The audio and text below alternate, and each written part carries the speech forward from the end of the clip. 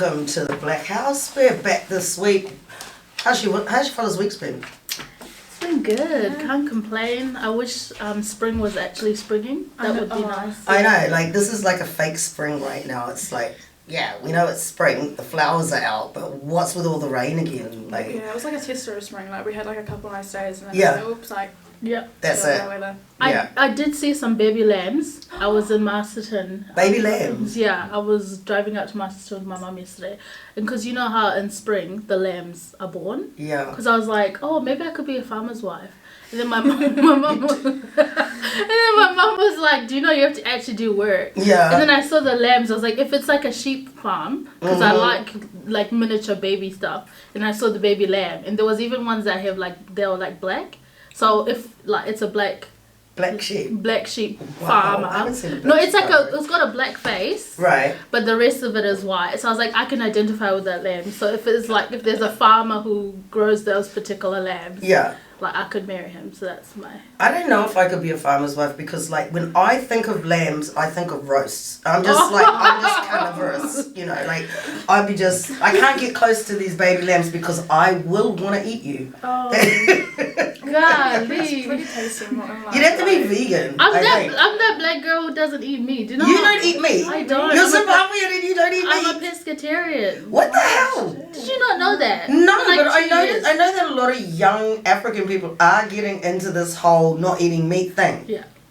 I What know. is this? Is this health or is it Well, mine a was... fashion thing? What is it? My one was by force because one time I was jaywalking, which I think is a national sport in New Zealand, and I got hit by a bike, like somebody on like one of those like bike things, and so so then that kind of gave me a knock to the head a little bit, and then that changed my preference for what I like to eat, and that's I became a pescatarian since 2019.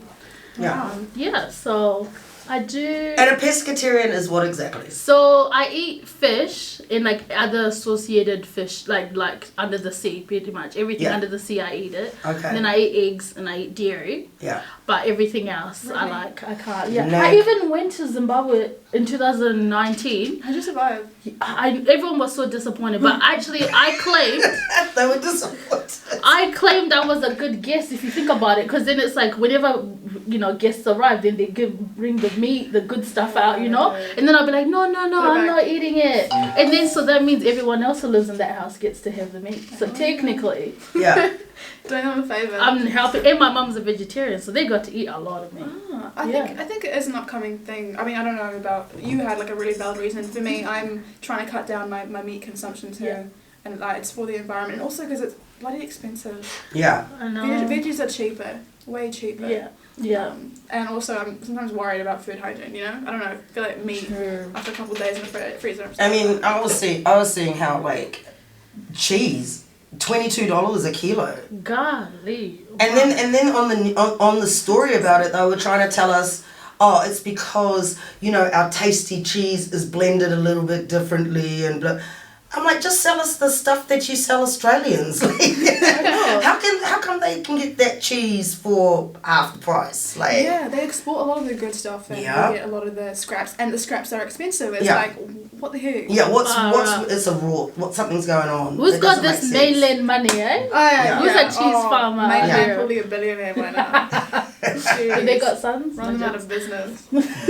So we've been yarning about the last few weeks about racism in the rental market, and I was thinking, because I was having a moment, and I'm just like, I'm sick of dealing with people's trauma. I'm done. I'm just done. I'm looking after myself, right? And I thought, well, this whole thing with racism must have an effect on your mental health, and and how does that play out in the real world? Like, whether it's within systems or interpersonally or whatever, how does that play out? And I was just wanting to talk to you guys about, have you experienced moments where, you've had this racist experience and then you actually feel like, this is really affecting me. I just need to go and take a mental health day, or I've just got to, you walk away from it and you feel gaslighted, and anyway, what do you think? What's your thoughts? I don't. Well, I think you're right. All the above, like it, because I think it just depends where your first impact of where first encountered racism. So, for example, for me, I migrated to New Zealand when I was 9, and so until I came to New Zealand, I didn't realize I was black because I was born in a black country. That must be a massive kind of what the heck is going on? Because Byron's had the same.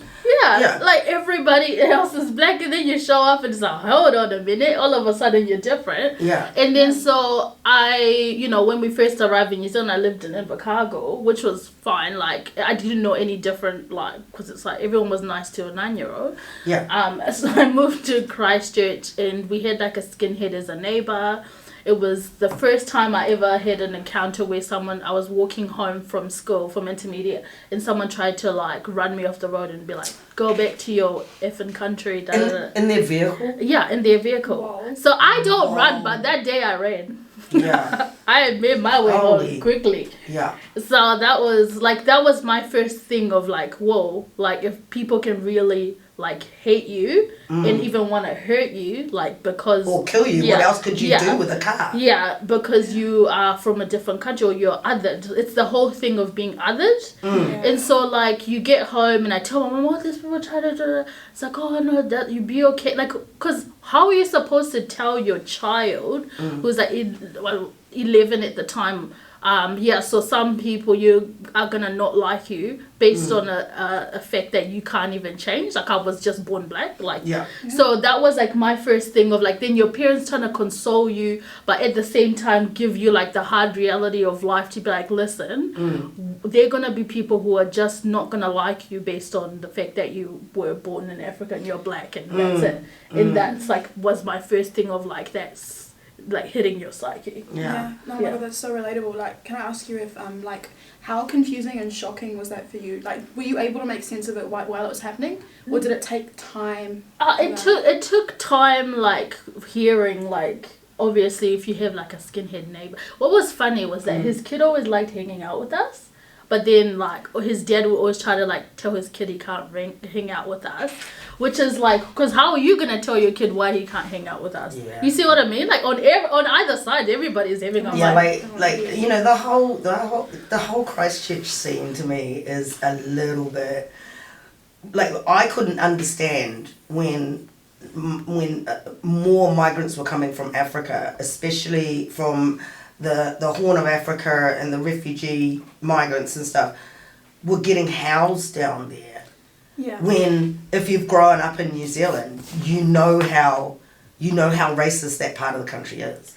Well, because you go where for them, it's you've survived a war zone and everything like that. So it's you go where you can be put like that. Yeah. A lot of our family was out there because of work opportunities and things like that. You come and do the best you can with what you're given. Yeah. And then you just have to adapt to the environment. And if part of the environment is that people are gonna make you feel unwelcome and hated on the fact that you can't change, then that's what you have to. That's what we just had to put up with. That's the sacrifice our families make. Yeah. And then they don't realize the psychological effects that then has on their children. Exactly. And on them too, I think, as well. Our parents have dealt with a lot of the brunt of it. I mean, I came as a kid as well. Yeah. And I came at 6. And even though it wasn't that old of a kid, I still remember coming from a country, Ethiopia, where everyone really looked like me. Yeah. Yeah. And having white people, that was kind of they're the other, They're the other one, they'd be coming out of our country, So then when I moved here, and I was placed in Porirua, which was a lot more diverse. Yeah. But still, I was the only black kid in my school. Yeah. Out of 300 kids. Yeah. And it was like that for 6 years until my sister came into the curriculum. So it's really different, and you are, I think, with experiences like that, they say that when you come through conflicts like that, and the psychological effect is about how much you can make sense of.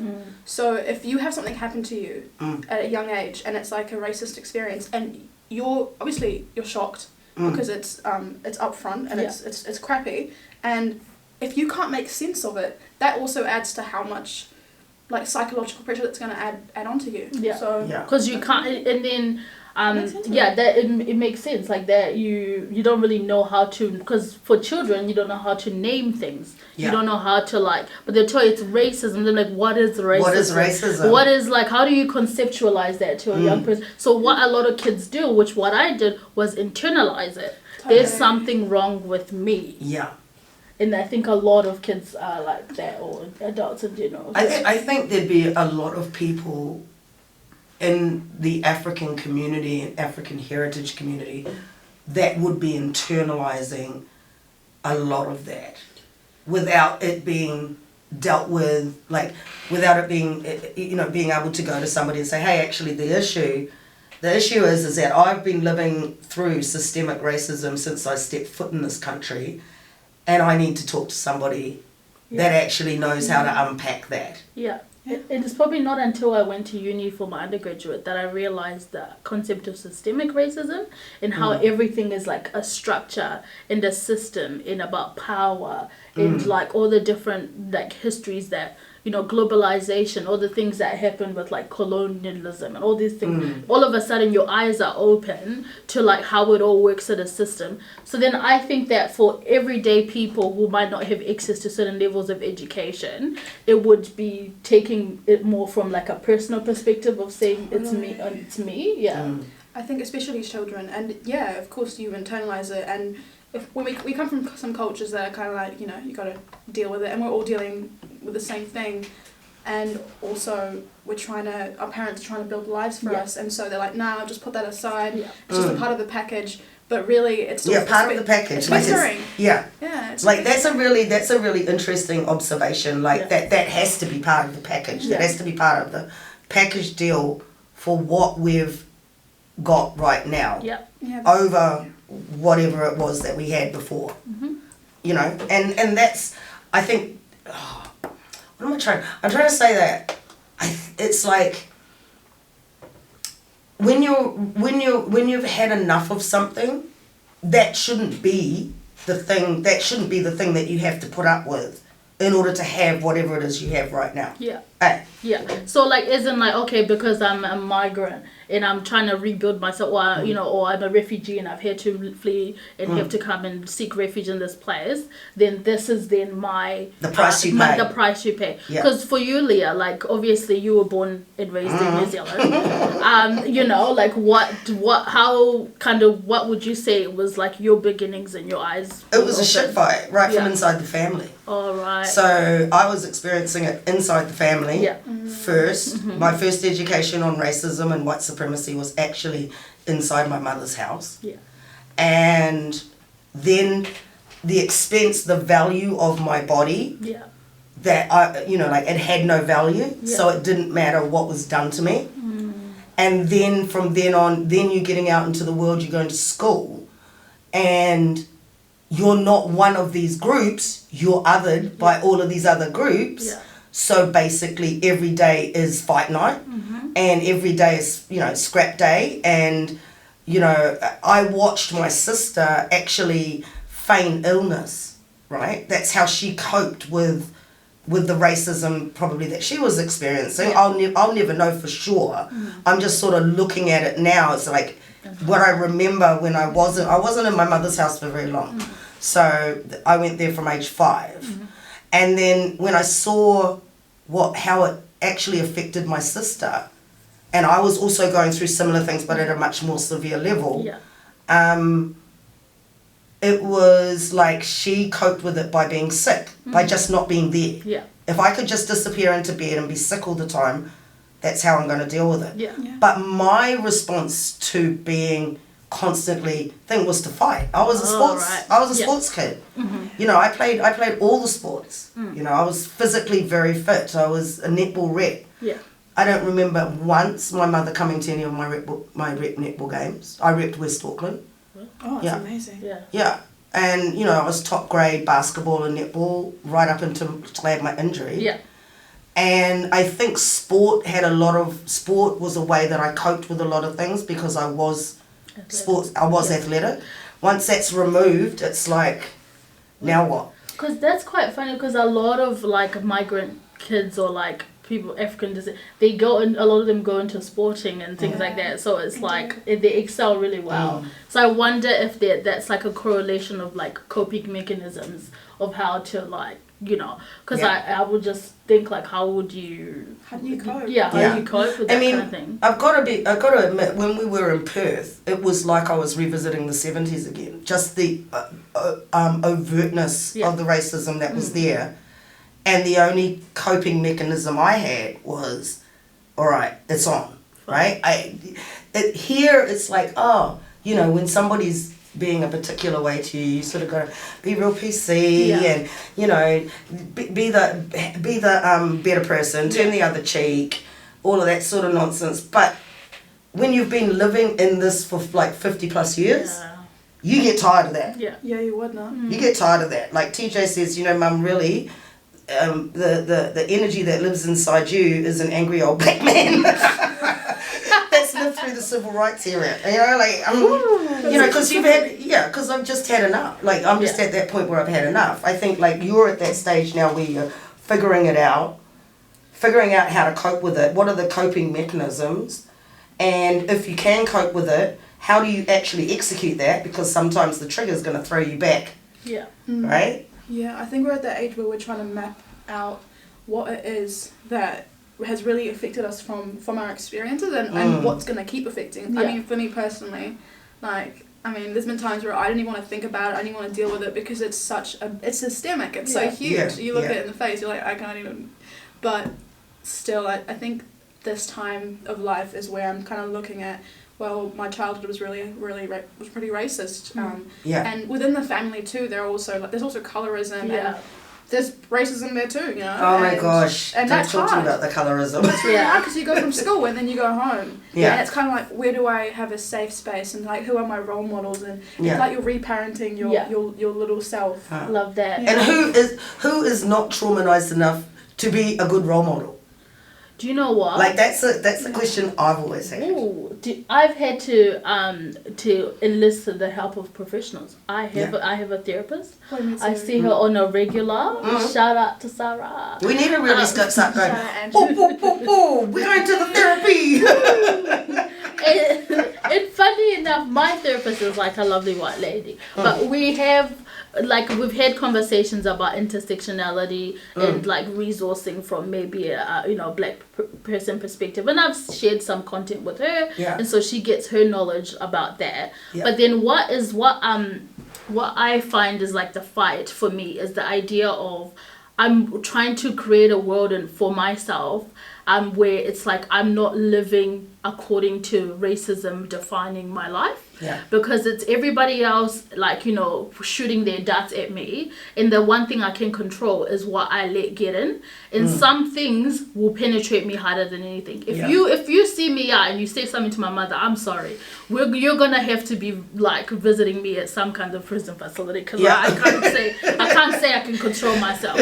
You know, so it's like I have there. So if you can just say, words for me, you could literally like, it's a words thing. I think for me, someone like physically is because someone assaulted, don't do that. But at the same time, it's the words things that penetrates harder for me. So if you call me the N word or like, I've been to shows and I've seen like some kid is like yelling behind me, man, get to someone who's on stage. And then I literally turned around. I don't think he's ever seen eyes like that in his whole life. I just gave him one of the, every black woman has them in them, like for the auntie eyes that you never know. And I just looked at him and I think it rearranged his brain. So without me saying anything. As it should, you know. I actually had a similar experience. Me and my sister, we were there's like this car park and it has like really beautiful like sunlight, and we were just taking like photos up there. There was some Wellington High boys, and they just came up and they were just watching, and it was like, okay, that's fine. And then as we walked out, they were like, fucking, you know, like they just like yelled the N-word at both of us. And my sister, I'm the kind that's like, nah, like we gotta walk away, I don't want to engage with that, but like she just like wanted to run up there and like beat someone up. And that's pretty fair enough. I mean, inside, that is exactly what I want to do. And then you have the like, oh my god, if I yell back, I'm going to look real aggressive. Yeah. Yeah. That thing of, like, you're policed for how you cope is another thing. Like, I know. because obviously if I start, you know, like reacting, I would be considered aggressive, and then what happens? And you call the police, and then do we want to fight against the systemic racism of police? Even though reacting is human. Yeah, it's human, but you're not afforded your humanity when you are black. I'm sorry. No, that's you're just not. That's just also a fact. part of the package. It is part of the package. Yeah. The package deal the package deal that when you come here and or even if you're born here and you've got black background, I think it's the same. Yeah. Any minority I think maybe where I might have a few, only because of my age and the length of time I've lived here, I might have a few insights into things where I'm just kind of like, I'm just side-eyeing stuff because I've just seen it for so long. But I actually don't think that the experience is any different. Like, I think that, you know, people of colour in New Zealand, and you notice that most of the stuff that I was able to find, they said that they had a lot of background information on the Asian populations, Māori populations, Pacific Island populations. But the key thing that I got out of this article on African, the experiences of racism on it, is that they don't have the information. Yeah. And because we're falling within this Mila group, Middle Eastern, Latin American, and African. Yeah. So where they've just bunched all the others together, which, you know, there's no relationship really. It's so different. It's so different. Yeah. And then any inquiry they have about African people has to come from that. And I'm like, that's a setup to failure. That's like not having the systems in place when African people were coming out here in the 90s in great numbers, you know, and the systems just weren't there. Yeah. So how are you supposed to know and help people adequately if you don't have those systems in place, or you don't have, and this is the thing, you know, it all comes down to systems, isn't it? Yeah. If we're going to collect data and understand how these things affect people. Definitely. Yeah. No, that is, because I always think about, you know, it's about also the minority experience. Like if the tangata whenua are not having equitable experiences or being looked after, then any other group that's going to come in is going to be, you know, get further down the bottom of the pile. Exactly. And you know that theory of trickle down economics. Yeah. I used to think, this is what I used to think in my 20s, that if I worked really hard within Māori and Pacifica communities, because I did do community work with the New Plymouth Women's Centre and stuff, we used to go to Parihaka and Watcha and we do all that stuff. I thought if I work really hard, then the benefits that are coming to Māori people would actually trickle down to us, you know, the people at the bottom, right? Yeah. And I really believed in that in my early 20s. I really believed in this trickle down theory of we're going to conquer racism if we help, you know, another group. Yeah, I mean, partially so. Yeah. I can see how that's like a really valid belief. Yeah. You know? Yeah. But what I think I've found is that the focus has, and necessarily so, it's been on the Māori community, and it's because they're the greatest numbers, but those things are not trickling down to us. No. Those benefits, why are they not trickling down to us? And even if you were to apply some of the, say, for example, some of the applications that they do to actually find out this data within Māori and Pacifica communities, why isn't it happening? I think I might have an idea of like how that could be better done, but you don't take my word for it. Like we learn in psych about kaupapa Māori and how they've changed it from just like, you know, a white man coming into a minority space being like, okay, I'm going to tell you what you need to do, change it, record it and leave, to like having someone who is from a Māori background coming into a Māori community working with Māori. Yeah. And I think we need something similar. I think we need African people going into African communities using African values and instilling, like, 100%. Yeah, no, because solutions. if you also think about like what is the most trusting thing, or the thing that you're gonna be more open to listening to, is people that you can relate to. As human beings, we're all like low-key tribal about things. So like you've had it, you walk into a restaurant or something, another black person walks in, you're just like, oh hey, like, you don't even have to, it goes basic. But even like having that trust factor to know that your own could look after, a FUBU of healthcare for us, by us, in housing, in healthcare, in all the different, especially in research. In research, when you have people coming into your environment, and it can feel judgmental and I hate that view of like a white man coming in a lab coat and a pen and a clipboard and just writing down stuff about you, when it should be working with you. You're working together, and you're making solutions. Put us on the payroll. Not for free. No, put us on the funding roll. Put us in the put us in the centre. Hey, I'm gonna go to a music break just for a minute, and then we'll come back and discuss more about mental health and racism.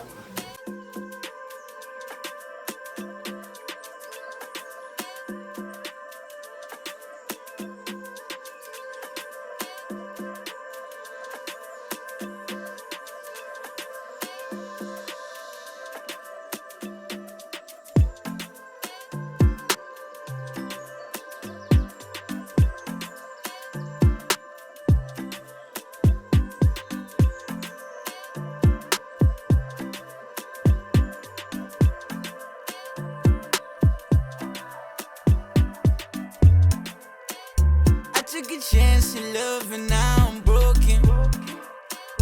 I don't believe in no Pinocchio. How do I close up while my heart is open? Why do my life feel like a rodeo? I took a chance in love and now I'm broken. I don't believe in no Pinocchio. How do I close up while my heart is open? Why do my life feel like a rodeo? See, I never been on the wrong side of the pie of life. Then my papa died, now it's life a pie. And the tiger been up in its appetite. Nothing appetizing about me having to fight. Shit get bloody, that's the scariest sight. 5010 where we bury the knife. Pull up cause y'all ain't been doing it right. I'm a acolyte, pushing allegories. Like my mama's father fetching future predictions of blessings. I think that's a very good story. Back at Shaka Zulu with the 10 Commandments giving answers, he was holding it for me. Now I know when I get lonely, I just got a Dougie. My people been dancing for rain. Never knew that we could speak a lesson into deep connection. Now I call them by name. Extra, extra, they been trying to hustle. How I look so handsome while I live through the pain. All through my adolescence, had so many questions. Everybody been living confused. Baba said every man to manifest, not depending on knowledge, but who will he move? How will I reach the latitude with this attitude? I took a chance in love and now I'm broken. I don't believe in no Pinocchio. How do I close up while my heart is open? Why do my life feel like a rodeo? I took a chance in love and now I'm broken. I don't believe in no Pinocchio. How do I close up while my heart is open? Why do my life feel like a rodeo?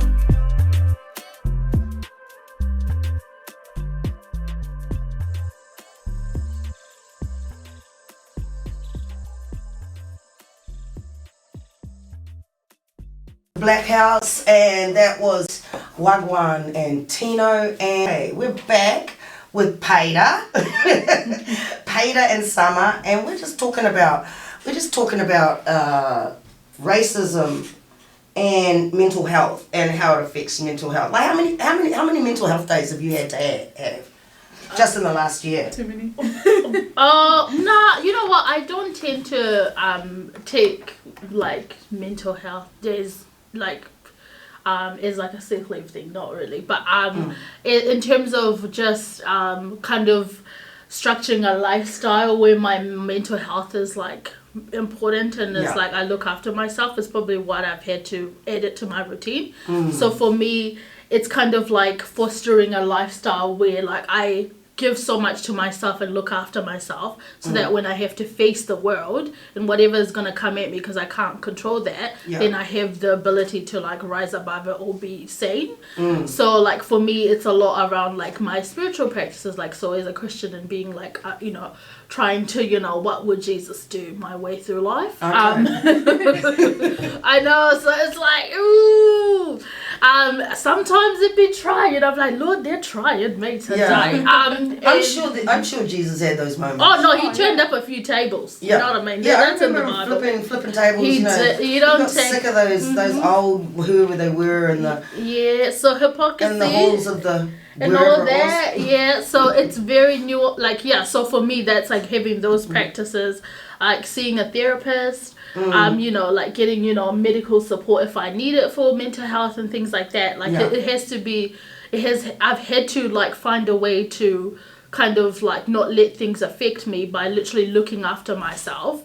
Because like having to go fight, I can't fight a system. You know what I mean? And it's so difficult. But what I can do is I can look after myself. I can bring value to myself. And I think for a lot of other Africans and other minorities in general, what I would say is like find your tribe, find who you are, find the value in yourself, because what racism really does is tries to strip the value of a person, their humanity, their ability to access their everything that has to do, you are not. And that's what, and so my counter movement for that is actually looking after myself, filling my cup and making sure that I am well. You know, like sometimes I say this, I'm like, I just need to go hang out with some black people, you know what I mean? And I ain't hating on my white friends. I love them but deeply. Not any black people, because sometimes you don't want to deal with their trauma. Totally. Having them trigger you with their stuff that they're not dealing with. Capacity. So everything's about capacity, and hopefully when you have the kind of like honest relationships and friendships that I'm blessed to have,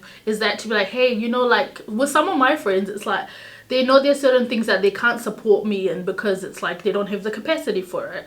But it's about encouraging each other to be like, hey, you know, have you been to your therapist? Have you seen somebody? And sometimes in friendships, it can be like, well, are you judging me now? That because you know, like, God. so but everyone's on their journey. Yeah, I know. And with love, and you know how to talk to your friend. I'll leave that for the Christians. You can do that. I ain't doing it. You can catch these hands. You're slapping your friends left, right, and center. So I think that's like my perspective on that. Yeah, I love what you said about disassociating your personal value from the racism itself, because I think because it starts so young, genuinely, I think no matter where you are, you experience it on some level. And as children, what we do is internalize. We can't help it. If something doesn't make sense, it's us, and that's proven in psychology constantly all the time. And I love that, like, that, I don't know, that eagle view of racism being like, okay, it's been here for so long. Not the hopeless view of, like, it might never go away, but, you know, that's also a possibility. Also saying, like, this is not about me, my spirit,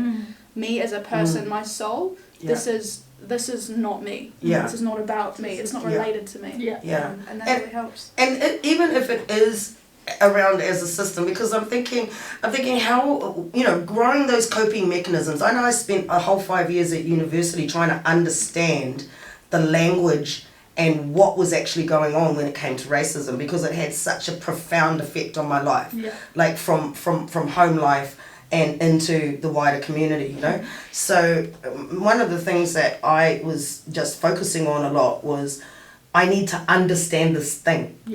If I don't understand, and most of the literature that I was reading was actually foreign. It was like America, UK, whatever, and reading and getting those coping mechanisms, having those coping mechanisms was the most important thing for me, because I was like, you know, it's going to get to a point where my levels of anxiety and my levels of PTSD, I had to have something that I could cope with it, because if I didn't have something, this stuff, this situation, this energy that happens with that thing could put me in a prison cell.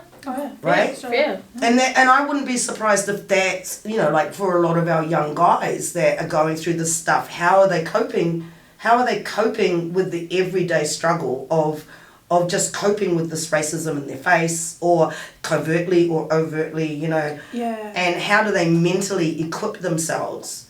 Yeah. I think we all cope differently. I think also like this how we cope alone and that's how we cope with others. And there's a lot of, I mean, it's saying that people like to try and assimilate into cultures. And when there's a certain point when you can try and do that, and the feelings of the loneliness and otherness and all that, coping has got to start with, it's a basic psychological need, feeling relatedness to others and feeling connected. Yeah. And when that's not met, that's some long-term issues, I think. Yes, definitely, because I think, I, as someone who, like, has a lot of brothers, I think for even within our communities, like the difference between how men and women like interact and things like that. I feel like women, we have a lot more spaces for ourselves to like vent, or there's like a women's event.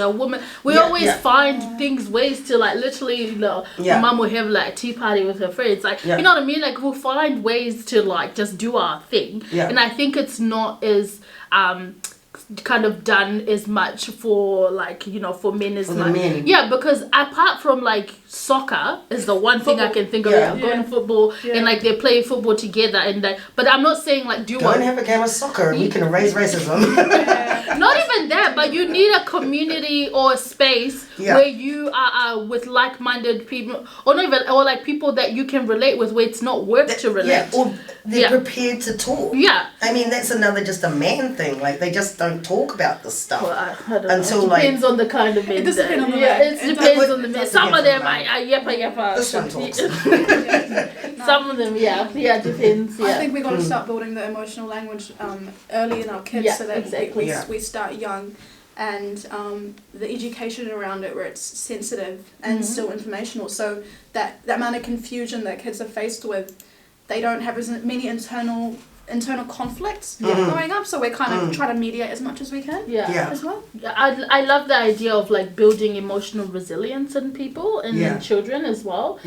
Just in terms of like trying as much as you can to instill, like, you know, even as an adult you have to reparent yourself. If you're someone who already has who is in a parenting responsibility place, what you can do is like, you know, I'm no psychologist, but like allow your kids to have representation and things around them that help them to see themselves. Like there's so many books now with and parents actually fronting up to schools and like, you know, when their kids saying they're being bullied in school, front up, go down there, talk to you know, confront the situation. Empower yourselves to be able to confront it. I've so dealt with that. I dealt with a lot of racism in primary school, and parents never showed up because they were like, just leave it, it'll go away. It never went away. And you actually end up feeling a lot more alone. I think it's important to see your parents show up to spaces when there's racism and when there isn't, because then you can see yourself represented as an adult as well. Because ignoring it isn't going to make it go away. And I heard that a lot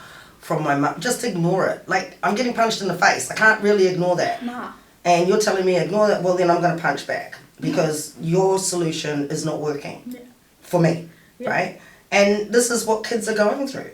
And that was primary school level. Like, forget about intermediate. Yeah, it was rough in the old days, Paida. Oh, God.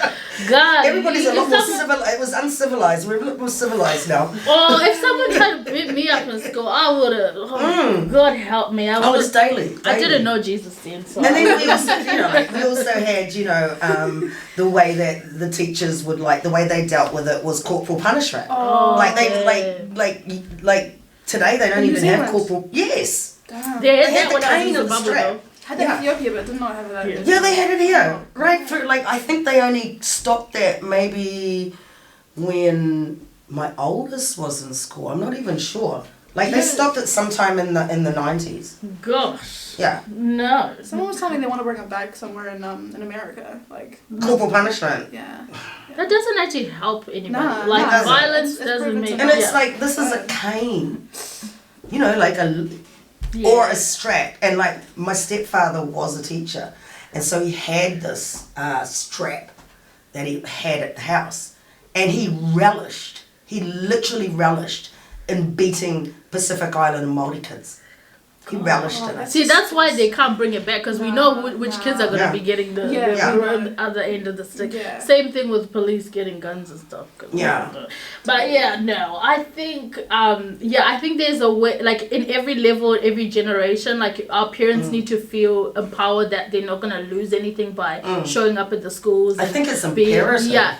Because they feel like, well, I don't want to rock the boat, like, I don't want to do extra things so that, it's going to... Because we don't have a lot of social capital in this country. Yeah. So there's a lot of us not being able to attain certain things because it's like... Especially because New Zealand is so small, they'll be like, oh, I know Paida.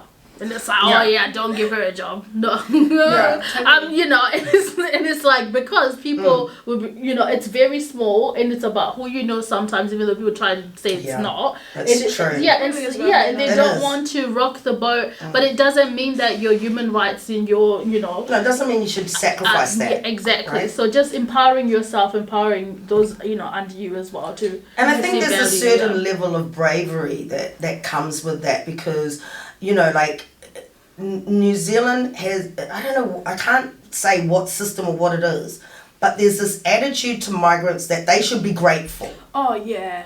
Like, right? you're lucky And that infers that you have to be grateful for this kind of abuse. Totally. That is such bullshit. Sorry, excuse my cousin, but that's such rubbish. Yeah, no, I ain't grateful for that, honey. I'm grateful for a lot of things, but I can't be that one. I think it's rubbish that we have to constantly like weigh up different types of suffering, whether it's like we're living in a war or it's psychological and it's day to day or it's social. I mean, coming to a different country, migrating or being a refugee should come with a lot more relief. Instead of going the opposite way, right? The opposite way, totally. And I think a lot of times it's really big to say, how do we even solve it now? Like how, because you have a lot of white people or other people be like, well, there's nothing I can do about it, or like it's a lot of like kind of like denial, dismissing. And you know what, and this is my little tier of advice, they're not paying me yet to give you advice, but there you go. Is that it starts with your one little action about being somebody who is like, oh yeah, sometimes I do other people and I wonder, like, I have bias towards certain people because I don't actually understand them. So I would really like you to first start with Google and then maybe ask a question. Start with the free internet and then go from there. And just understand, we don't know each other, we don't understand. People are different. I love how kids approach these things, because kids always approach with curiosity, not judgment. 100%. So if people approach me with curiosity and not rasclat, then we would be... Exactly. in a different place. That's why I love children. Honestly, I just had an experience like this 2 weeks ago. When I got my braids in, I was working at the nature school that I work at, and predominantly it's in Plympton, so mostly white kids. Like really privileged, sweet, and privileged white kids. And this little boy, all the kids were just staring at me the whole time because they saw me with short hair beforehand. And this boy during lunch, he was just like touching my hair. He was like 7 or 8. He was like, how did you grow it so fast? And he was like, wait, fake hair. It's a wig. And he just kept asking me questions, and like at no point was I feeling offended or anything, but like, I don't know, it was just awesome. And then at the end of the day, when the parents came in, the treatment was a bit more different. So the way that kids do approach things is curiosity. They're honest. And they're not afraid to ask and explore. And they're not very judgmental. No, it's just more stating the obvious of like, oh my goodness. But it does, children are built different. It's about how you do it. Like I'm personally not one of those people who are offended. Like you could come at me with a compliment, like, girl, I like your hair, it looks nice. Like that's like, I will tell you what it is, okay? I'll tell you it's a unit. Oh, it's braid. You know what I mean? Because I understand curiosity. I had an afro last week, and next thing you know as well, I would be perplexed as well myself. So, but if you approach me with curiosity, I'll definitely tell you a few things. I'll even give you the lady's number. But apart from that, that's a little tidbit for you. If you let's say how we're gonna solve. Don't come up and pat our heads. No. Like, oh my God, I have a story for that. Oh no. Oh, help me, Jesus. I mean, it's So, okay, final thoughts. On racism and mental health. I think we need to start co-coping. Like that's my take. Co-coping with each other, because a lot of migrating and coming here, we're very individualized. I mean, even though we come from like family and tribal backgrounds, I think also dealing with our mental health has become individualised. Whereas when you look at Māori communities and why they're thriving better, it's the concept of whānau and like with your community healing together. And I think this starts with families and emotional language with children when it comes to these experiences, so that they can express it earlier and they have the words to. And then I don't know. I think we can heal as a community. I'm thinking one way is like, don't be afraid of therapy. You know, don't stigmatize therapy when it might be help. At first, like growing up, therapy didn't help me because nobody was dealing with racism, and everything stemmed from racism for me. So like I wouldn't have said in my 20s, therapy is a good thing. No. But I think now people are a little bit more educated. You'll have more thinking people in that field. Don't stigmatize it.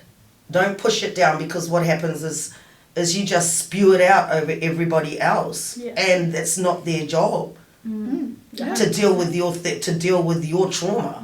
You know, and that's something I think that we can own. Oh, 100%. Yeah, in our community, you can help yourself. Yeah, you know, but then you have, just like in New Zealand, you put your mask on first, and then you give it to somebody else. Is that what your therapist said? I know that's not. I just found that one somewhere. What happened? You know, when you're on the aeroplane and then the air mask thing comes on, you have to put your mask on first, right? And then you can help somebody else. So even if it's your baby, you put your mask on first, and then you put the baby's mask on. How are you supposed to breathe if you if you can't, we can't both faint. No. Yeah. So that's just one little approach there. Somebody needs to have it together. Yeah. Yeah. So it starts by looking after. So actually, one cool event that's coming up at the end of October.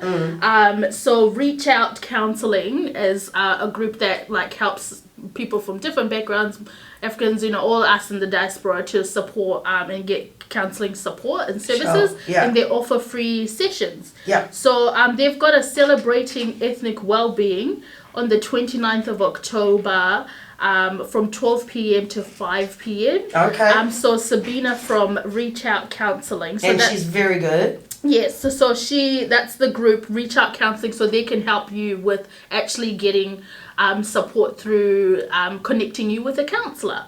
So they have a few from, you know, different, you know, migrant backgrounds and that kind of things, and refugee backgrounds. They have a few, but there are some, you know, it's not a lot of us out there. So if you want to look for a career opportunity, let your kids do psychology. Yeah, because we need it. So otherwise they're a really good service in terms of connecting you with another person who's a counsellor, or like connecting you with counsellors and stuff like that. So that's Reach Out Counselling. So they have an email, so admin@reachoutcounselling.com. So if you're always wanting to find a counsellor, therapist, they have good services, and I know they also offer free sessions. Yeah.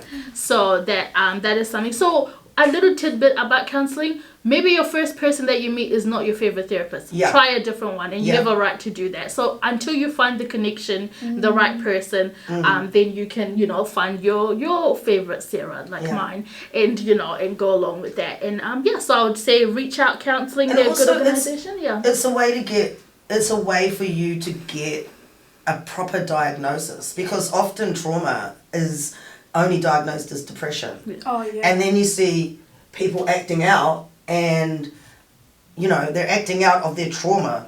Depression and trauma can go together, but sometimes it doesn't. Sometimes it can be just straight trauma. Sometimes you need medication, and sometimes you need all types of support. So making that first step to look after yourself. I would say definitely listen to yourself and your spirit. If something isn't sitting right and you feel like something's saying like, I need this, maybe I can talk to someone for 20 minutes, then check out that email address. Yeah, cool. And I'd like to say, that's it, guys. Thank you very much for being on The Blackhouse.